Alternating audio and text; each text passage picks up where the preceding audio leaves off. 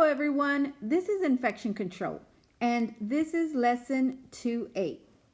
Alright, so our objective, what we're going to learn today is in regards to laws and rules and what they are in the cosmetology field. So let's go ahead and get started.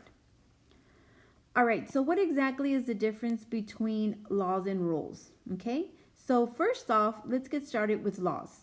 The first thing that I want you guys to know is that another name for laws is statutes. So just in case you guys see this word, statutes, it's also referring to laws. It's the same thing, just a different way of saying it.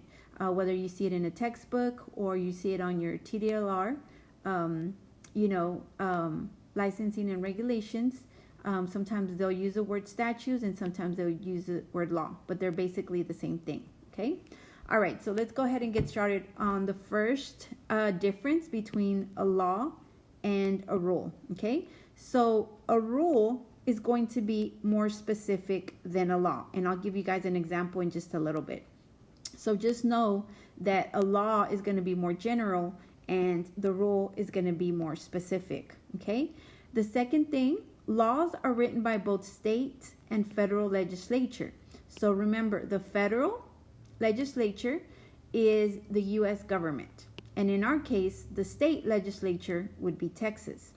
As with rules and regulations, they're written either by regulatory agencies or state board or by state board, okay? So in our case it would be TDLR, which stands for Texas Department of Licensing and Regulation, hence the word regulations, okay, which is regulations. So once again, laws are written by both state and federal legislatures, and rules and regulations will be written either by a regulatory agency or a state board. All right, so the state and federal legislature, okay, will write laws, okay, that determine the scope of the practice, okay? So that, what is the scope of practice? That means what a licensee, okay, is allowed to do, okay? But they're going to be very general. So for example, a law, okay, that could be written by either the state or the federal can say for cosmetologists, you are allowed to do pedicures, okay? So cosmetologists are allowed to do pedicures. Well, the rules, okay, that TDLR, okay, will write, okay, will be a little bit more specific. Yes, you can do pedicures, but what are some more of the, procedures, the actions, the process that they have to do? So one of them that TDLR has is that cosmetologists, yes, can do pedicures, but they cannot massage above the knee, okay? So that's what it means when it says determine the scope of practice. They're going to say, what can a licensee do? Okay, what is legal for them to do as a licensee? Okay, what are they allowed to do? And then rules and regulations is just going to go into a little bit more detailed on what that law means. Okay, the second thing that the state and federal legislature laws will do is they will establish the guidelines for regulatory agencies. So we already said earlier, an example of a regulatory agency in our case is TDLR, which stands for Texas Department of Licensing and Regulation. Therefore, they're going to tell how, because the main focus of a regulatory agency is to implement a law, right, and to enforce the law.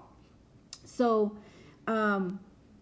the state and federal, whether it be the state or the federal agency, will establish guidelines on how the regulatory agencies can enforce the law and how can they implement it, okay? So for example, yes, you can take away someone's license, right? That's very general. But can TDLR only, for example, if a salon, if they go under inspection and they check and they haven't disinfected their pedicure spas, can they go ahead and just shut down the salon immediately?